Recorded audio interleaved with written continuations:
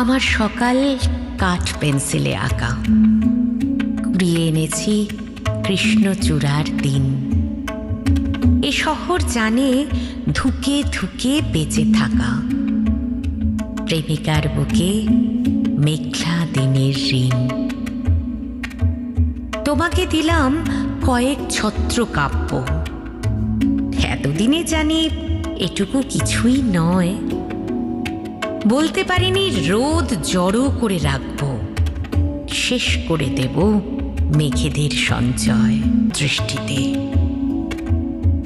সেদিন চেয়েছ ঝক ভাঙা এক প্রেম, দেখা হয়েছিল টিপ টিপে বৃষ্টিতে।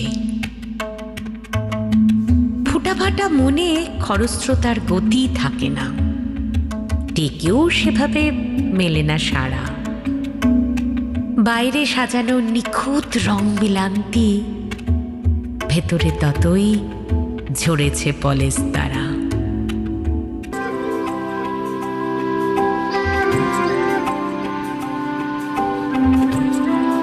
ঋণী ঋণী বাজে বাজু বন্ধনীরা, মেঘফুল স্বপ্নেরা ওড়ে বাতাসে।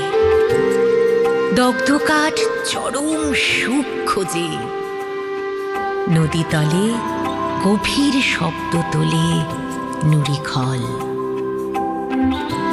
হাসনোহানার তীব্র গন্ধের নেশা করে সুখ পাখি উত্তাম ডানা ঝাপটায়।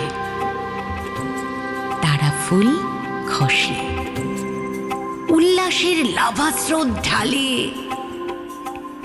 চরাচরের সীমারেখা মেনে সুতীব্র উন্মাদনায় ভাসিয়ে উত্তাল রোদ নদীও সমানে ভেজে কলকল। আমার নিজের তৈরি শাড়ি এবং জুয়েলারি, ওকে, আমার তৈরি শাড়ি এবং জুয়েলারি পরে আজকে বুলবুলদি এবং সুনন্দাদি সেজে উঠেছে।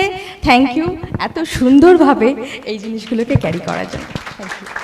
বিজনেসের ক্ষেত্র হচ্ছে অনলাইন, ফেসবুক এবং ইনস্টাগ্রামের মাধ্যমে আমার এই শাড়ি এবং জুয়েলারি শুধু দেশে নয় বিদেশে অনেক প্রশংসা পেয়েছে এবং আমি এতে খুব আপ্লুত। এবং আমার এই যে এত কাজ এবং মানে কাজটাকে এগিয়ে নিয়ে যাচ্ছি। Is a teacher by profession.